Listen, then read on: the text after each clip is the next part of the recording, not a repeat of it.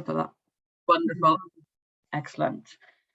Felly, bore da pawb, good morning everyone, a croeso I sesiwn cwrdd ar cyllidwr, lle fyddwn ni'n edrych ar cronfa cydlyniant cymunedol Gorllewin a Canolbarth Cymru. So, good morning everyone to our Meet the Funder session, where we'll be telling you a little bit more about the Community Cohesion Fund for Mid and West Wales.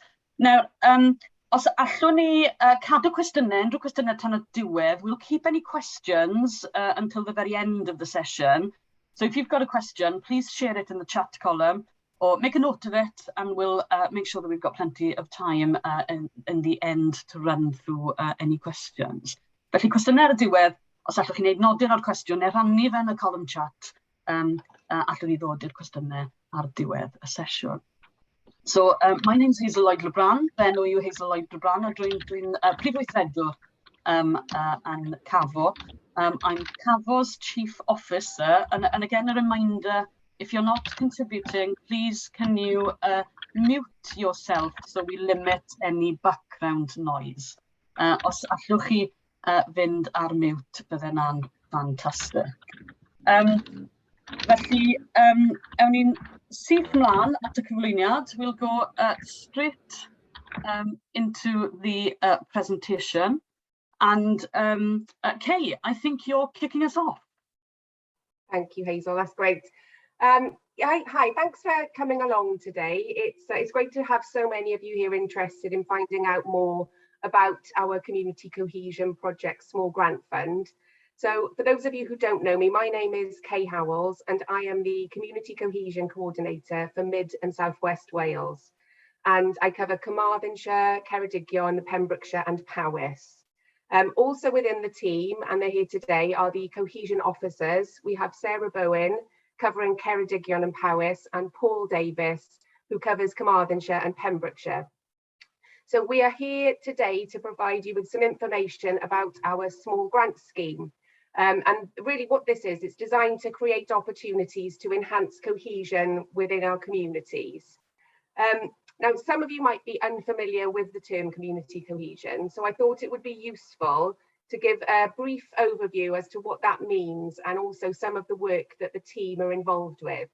So I'll start today by giving a bit of background about the cohesion programme, and then Paul will give an update on some of the work we're involved with and some of the projects that we funded in the past. And then following that, I will give you some more information about the grant fund itself and how you apply for it. And then Sarah will show a short film that we produced around one of our priority areas, which is raising awareness of hate crime. And as Hazel said, then there will be an opportunity to ask questions specifically about the project funding that we have available. Okay, so to give you a bit of background, the Mid and South West Wales Community Cohesion Team has been funded since 2012 by Welsh Government. So the aim really is to deliver a consistent approach to cohesion across Wales.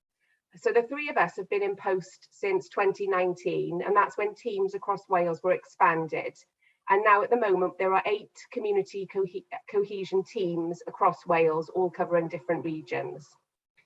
So community cohesion is about people living alongside one another, sharing values and having respect for one another, regardless of their background, their age or their culture.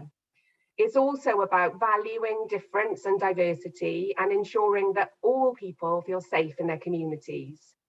It's also then about ensuring that new communities integrate well with existing populations and that there are opportunities to get to know and understand one another.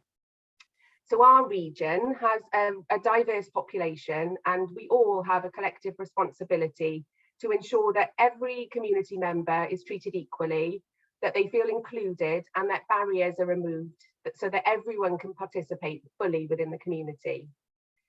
So some of our priorities include working in partnership with a wide range of organisations to monitor and respond to community tensions. We also raise awareness of hate crime and how to report it, and we engage with minority and marginalised communities.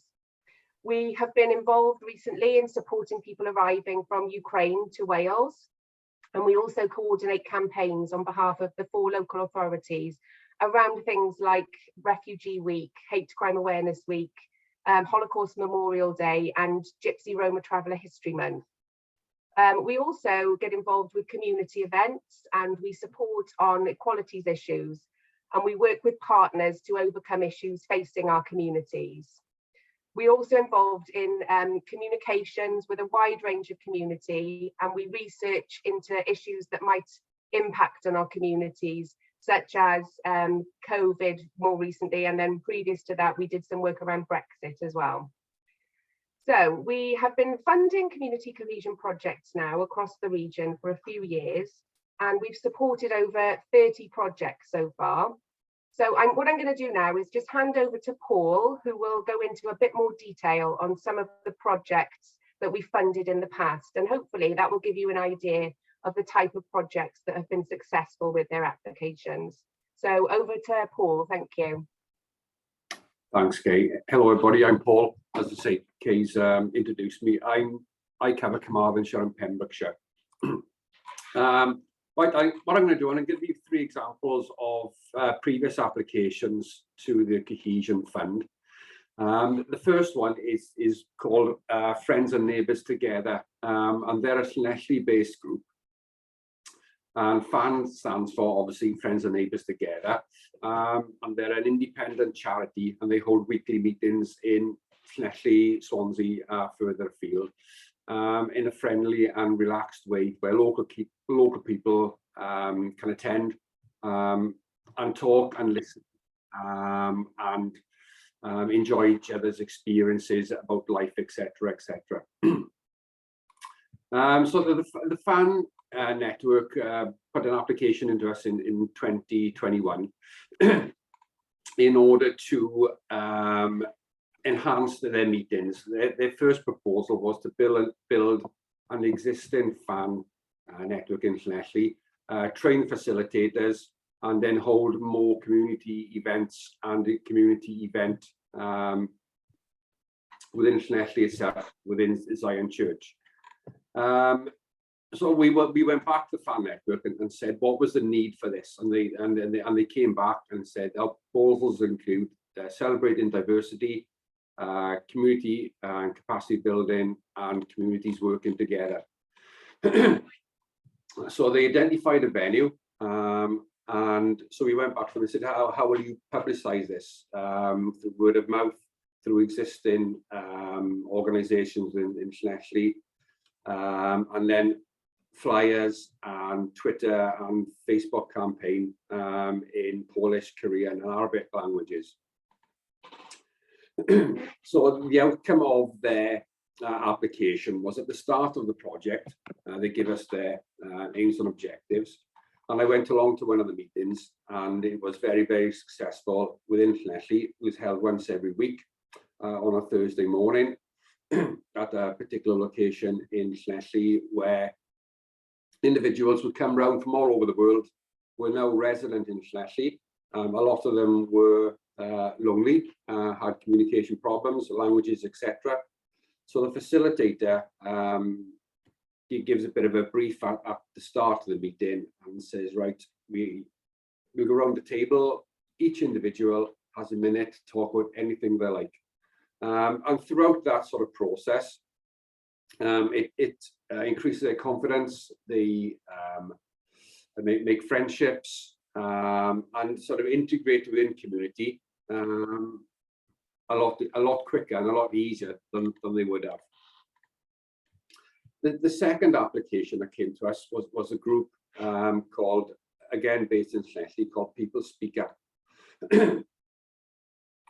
and they are again a charitable organisation, again based in Llanelli, and they support social, mental health, arts and well-being, and connecting through creating healthy, resilient communities through storytelling, spoken word, creative writing, and participating within the arts itself. And they proposed to set up 5 bilingual spoken word, face-to-face and digital community connectivity events within Llanelli,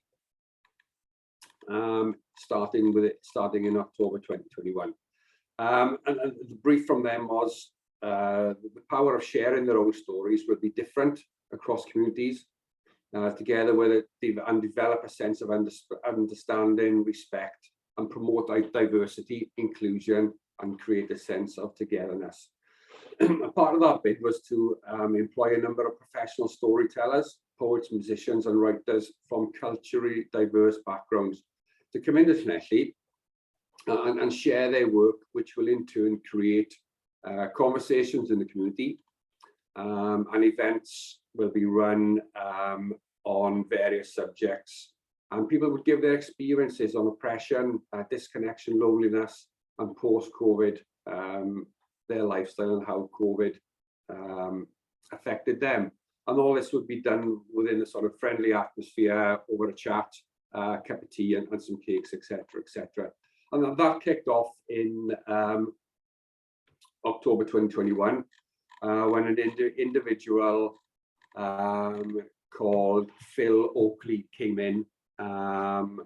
He's a poet and a musician of Nigerian descent, and basically give his life story and how he was brought up in a children's home, how he ended up living in Wales, and his experiences from the Welsh communities, etc., etc. And that was followed up by a number of other events. The last one had to be cancelled, which was the get together because of COVID.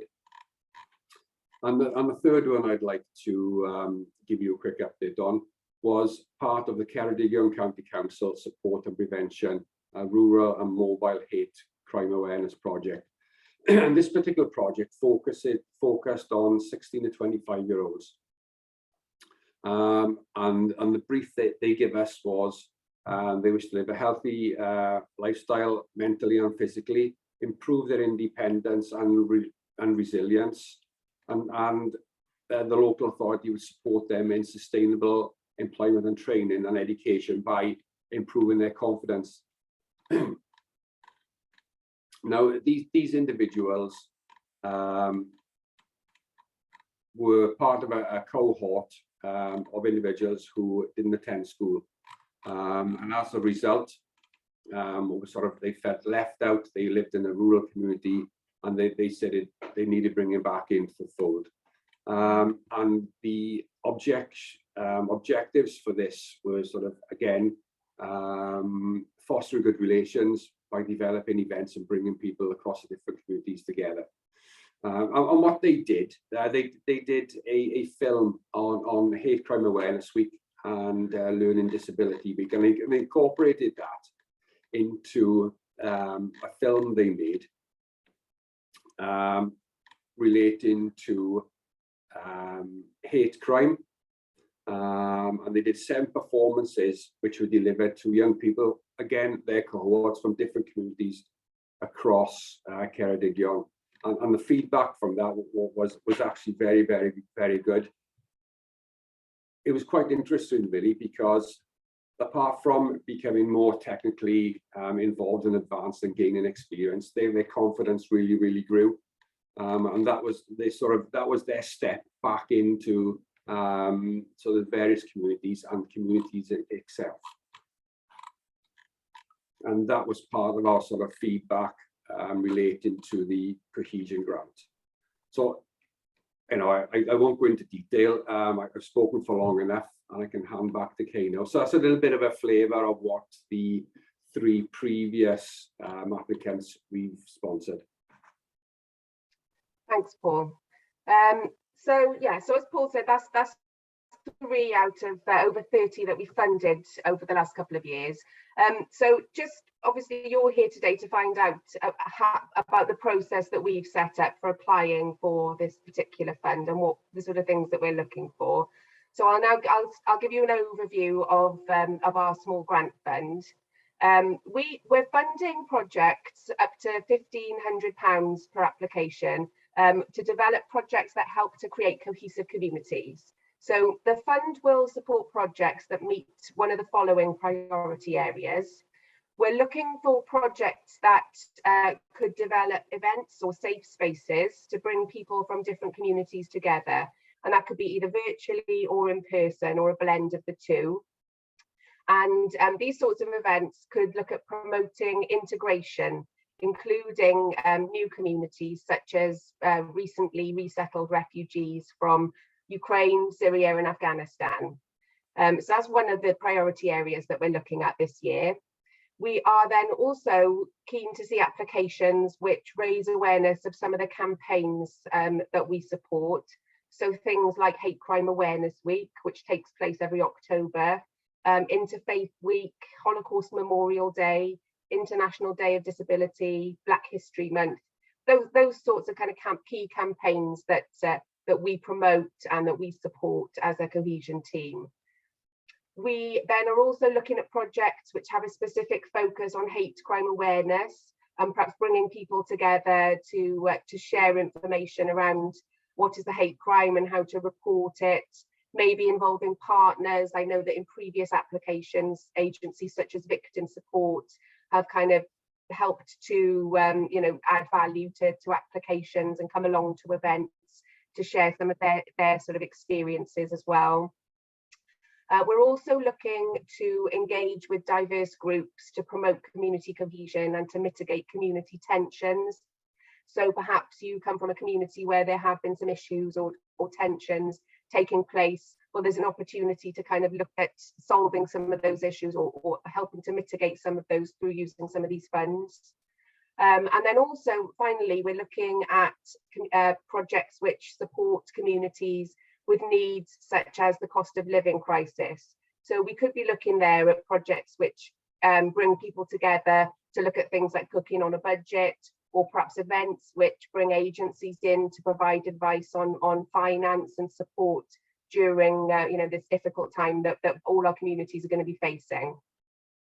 So when we encourage applications which bring people together, it might be that there are kind of, for example, refugees arriving in neighbourhoods, getting to know one another with people who've lived there in an area for a long time. So we would consider activities perhaps also like twinning projects where communities from one area get to know people from another part of Wales, perhaps communities which have a different diversity profile, just to kind of shine a light on the different communities living in the country. Projects that we funded in the past as well also include involving arranging social, cultural or sporting activities. But what we would ask though is that activities must also include sort of additional meaningful activity, such as conversations, perhaps sharing life experiences, getting to know one another, or perhaps finding out what people have in common, which is always a really good way of opening up dialogue within communities and helping to bring people together and share that kind of their personal lived experiences. Okay, so the programme, we have to kind of also consider what the programme won't fund.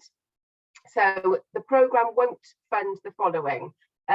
We can't fund retrospective projects. So you can't apply for funding for a project that's already started.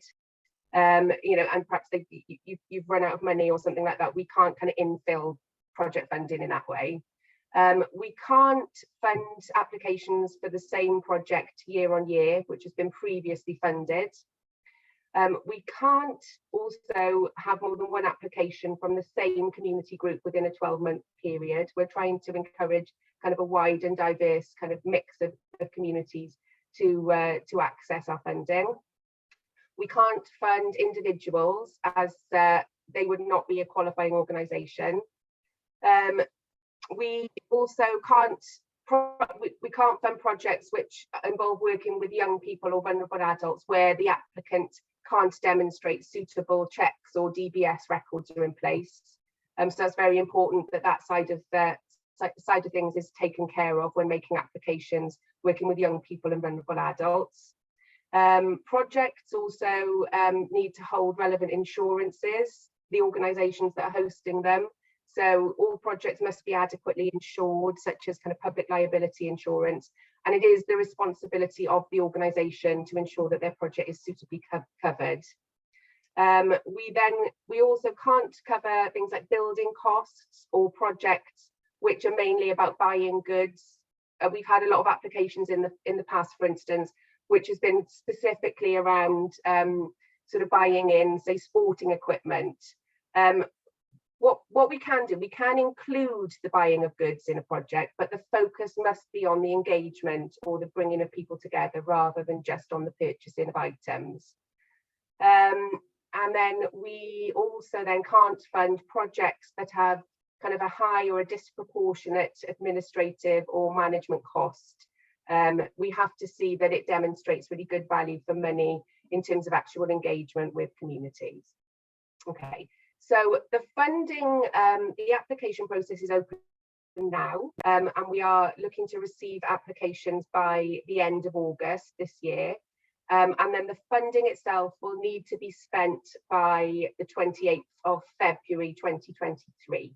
So we're hoping to kind of turn around applications in sort of early to mid-September. So projects should be made aware if they've been successful by sort of mid-September is what we're aiming for.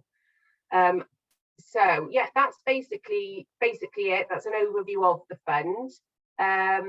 What I will do now is I'm going to hand over to Sarah, who is going to show you a very short film around one of our priority areas.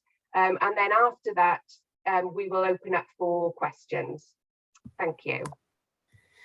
Thank you, Kay. So one of our primary priority areas, as Kay mentioned there, is that we're looking to fund projects this year relating to the raising awareness of hate crime and finding ways to mitigate the far-reaching and damaging effects that hate crime can bring. A couple of years ago, our team produced a short animated film relating to hate crime awareness, and I'm very pleased to say I'm able to present this to you now. So bear with me while I share my screen, and hopefully this will work.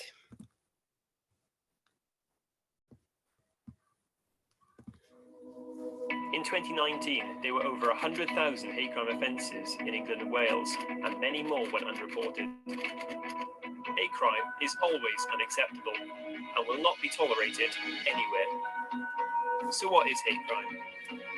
It can be any form of abuse against you, verbal or physical, online or offline, and purely because of who you are. Regardless of religion, race, or sexual orientation, abuse is never acceptable. We are all people. If hate crime happens to you, or if you witness it anywhere, please report it to victim support or the police. You will be taken seriously, supported, and helped to feel safe. Together, we can say no to hate crime. So there we go. That is our short animated film. It's very powerful, as I'm sure you'll agree, and hopefully it'll give you a flavour of one of the priority areas that we are looking to fund this year.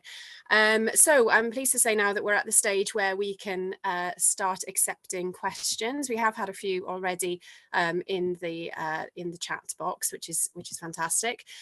So bear with me one second, and I will get the first questions up and running on the screen. Okay, so starting with a question, I think some of these have already been covered, but we'll go through them anyway. The first question has come from Michael, who says, will applications be accepted from individuals and unincorporated groups? Okay, would you be okay to answer that one? Apologies, I'm on mute then. Yeah. Yes, thanks for your question, Michael. Unfortunately, no, we would need applications to come from constituted groups with a bank account. It's part of the conditions that, because we're funded by Welsh Government, it's part of the conditions set out by Welsh Government, I'm afraid. Okay, Sarah, thank Kate, you. can I just make a little addition there? If there are any unincorporated groups or individuals who are interested or have a really good idea, then if they contact us, contact your local county voluntary council, and we may be able to link you up with an existing group that might be interested in working with you. So don't give up hope. There might be other opportunities. That's brilliant. Thank you very much, Hazel. There's always a way, isn't there? Brilliant. And actually, a question from Hazel: will applicants need to submit a COVID risk assessment? It's a really good question. Actually, yes. I think that will be part of the requirements. We have in the past had to ask for that when we've had previous funding rounds. So.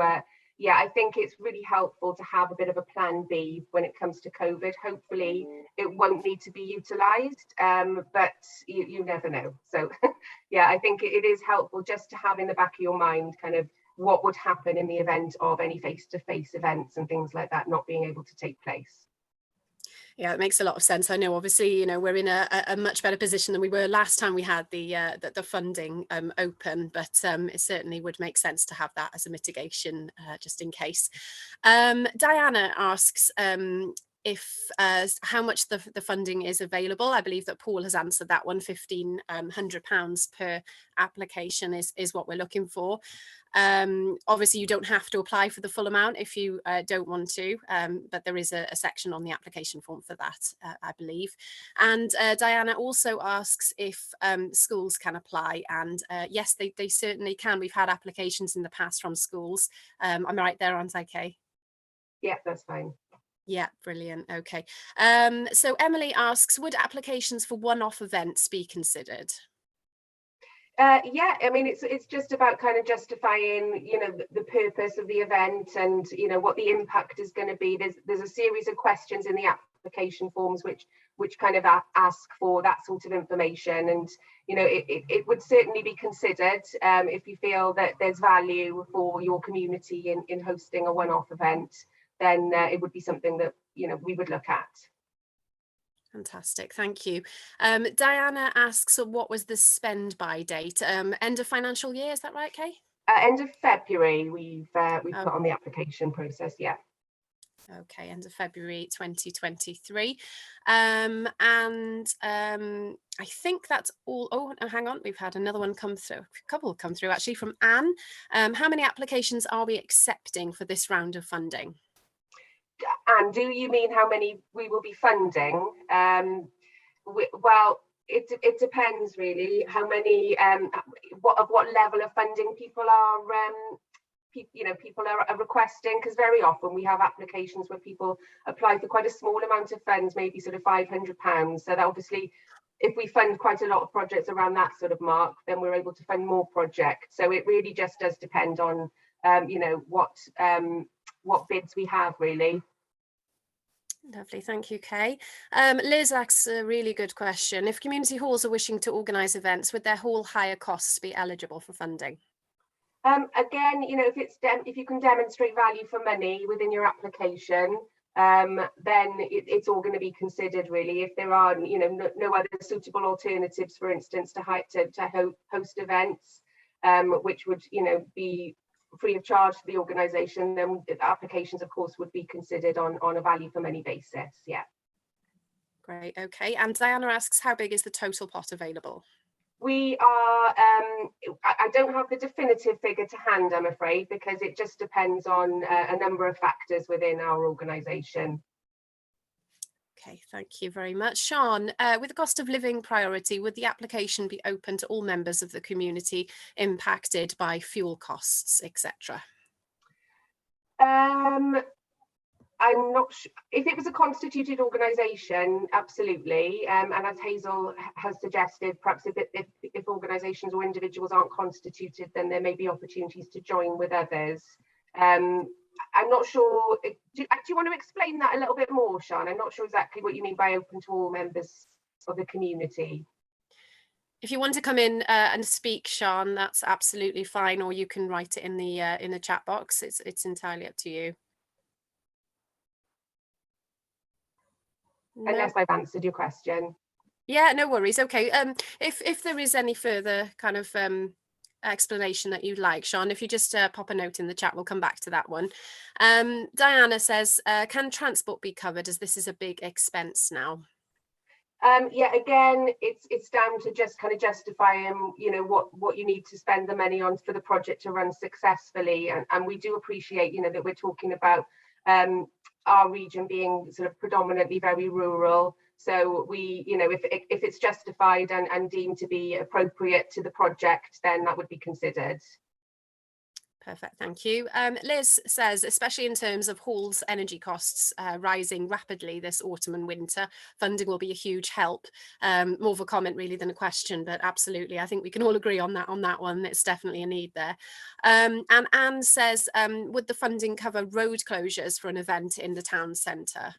Oh, not something I've ever thought about really. I would probably need to seek further guidance on that one, I'm afraid. Yeah, we can certainly find out. And if you want to drop me an email, we can chase that one up for you and get you an answer before you submit your application if you wish. Brilliant. Okay, that is all our questions so far, I think. Oh, Sian's written, by all members of the community, I mean current individuals and participants that we support, as well as newcomers to the area. Oh, absolutely. Yeah, it's about communities in the round. You know, we want to ensure that everyone is provided with opportunities to participate. So absolutely, people who you know, have lived within communities for a long period of time. Definitely. Brilliant. Okay, I think we are all out of questions. I have put my email address in the chat, so application forms can be requested just by dropping me an email. If anyone does have any further questions, we do have time, so either drop them in the chat box, or if you want to put your hand up, I think there is a way on Zoom of doing that. We've got a couple of hands up. Okay, great. Os allai dynnu bobl mewn, I can bring people in. Yes, please do. Thank you. I don't know why I can't see that on my screen. No, I was just wondering whether you could pick it up. Diana, you wanted to come in. Yes, I was struggling to hear some of what was being said earlier. So sorry if this has already been covered. But what was the priority relating to young people? Bear with me a second. I'll just go through the priority areas again. So I don't think I specifically mentioned young people as a priority area. I just discussed really people from different communities coming together, which could include young people. You know, we're not ruling out young people at all.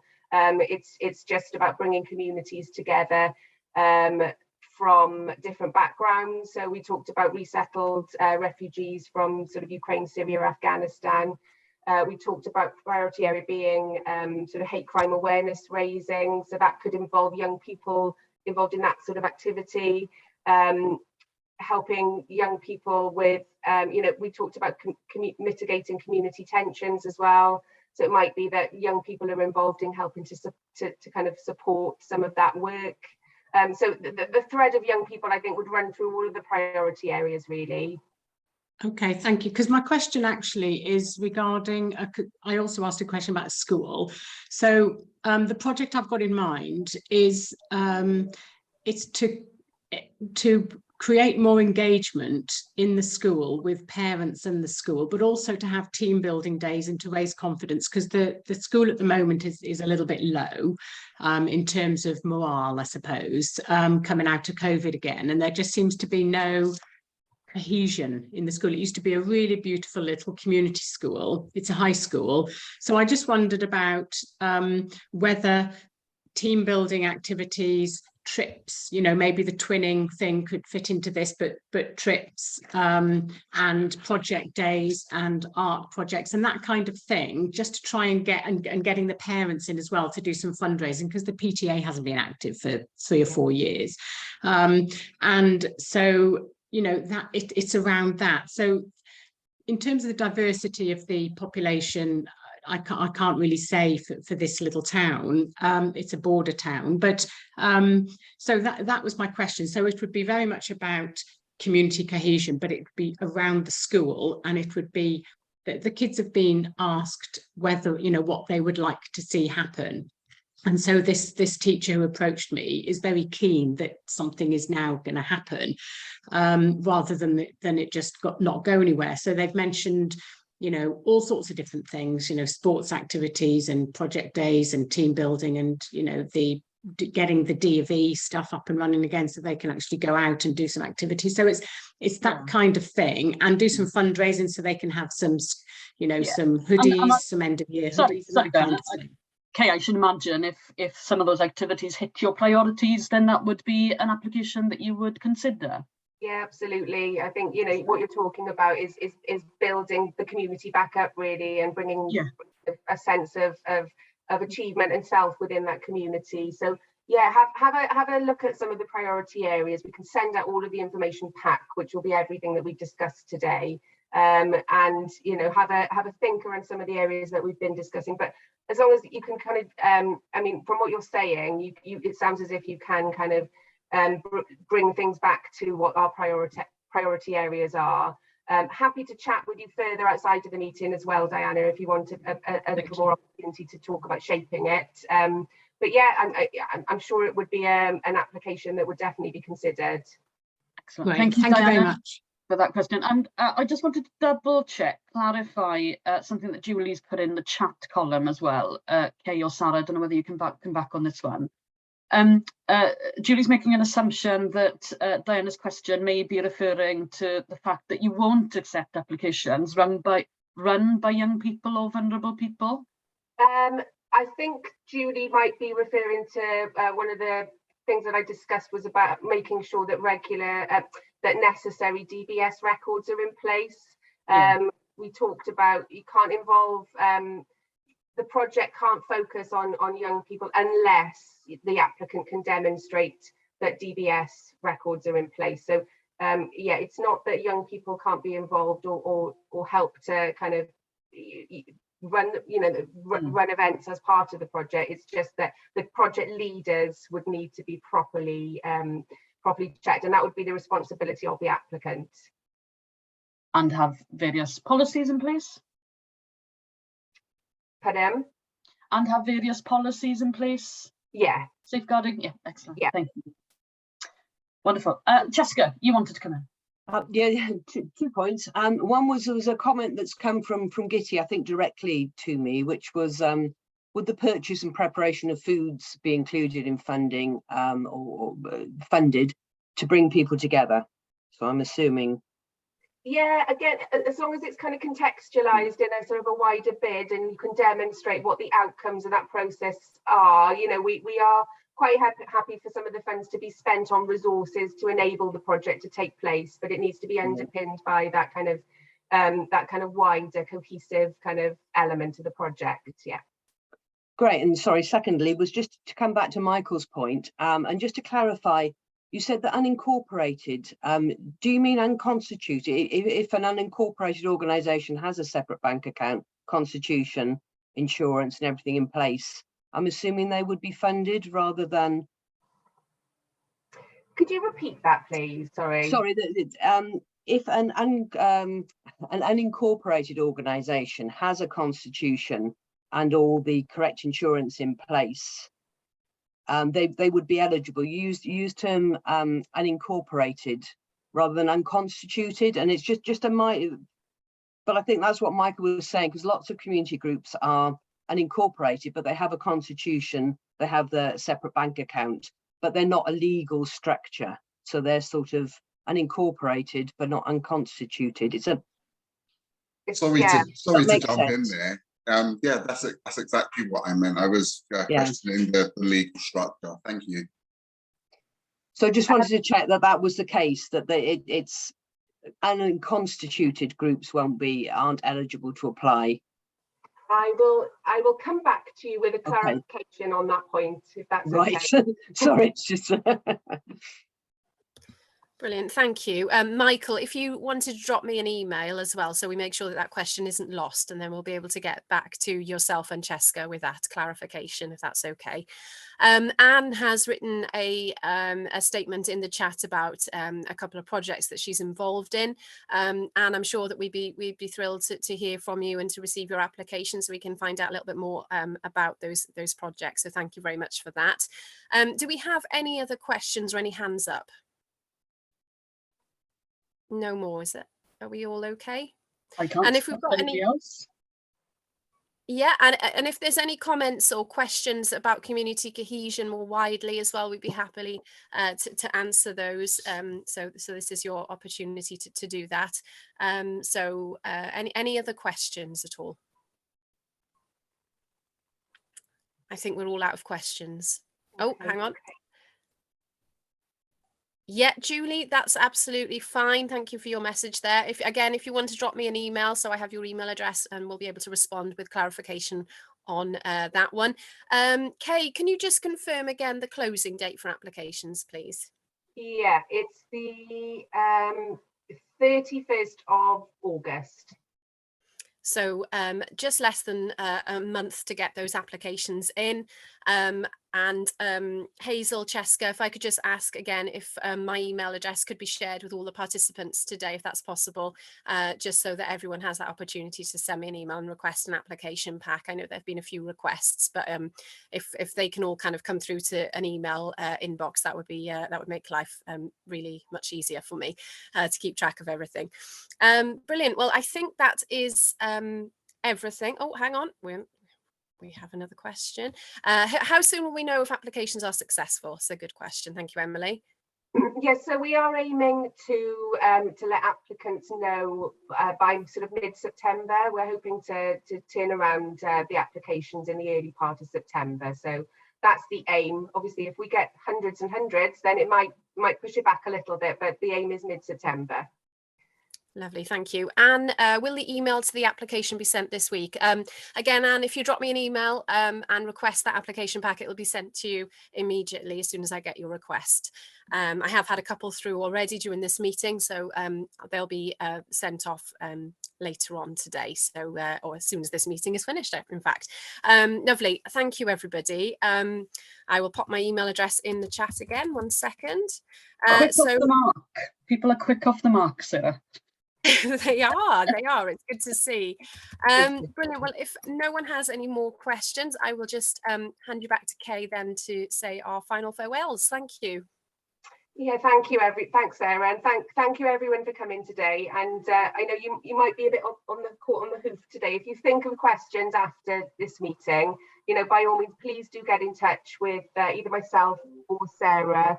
I will drop my email in the chat box now as well.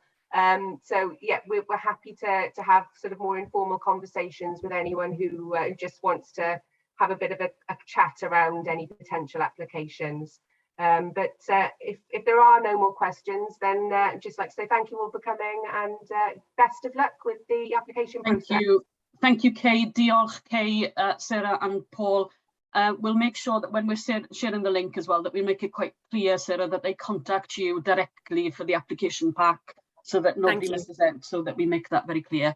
Diolch I chi, thank you very much. I notice as well that Liz from Paths and Michael and Paminda from Cabs are on the call. So as I was saying earlier, if you need any support or advice, then contact your local CVC. Cysylltwch ar Cyngor Gwirfoddol Cymunedol Lleol. We can support you. And just picking up on that risk assessment around COVID, really important that you think about how to mitigate those risks, and there might be additional costs and additional things that you might need to consider when you're pulling your project together. So get in touch, and we'll be able to support. And we'll be working as well with Kay, Sarah and Paul.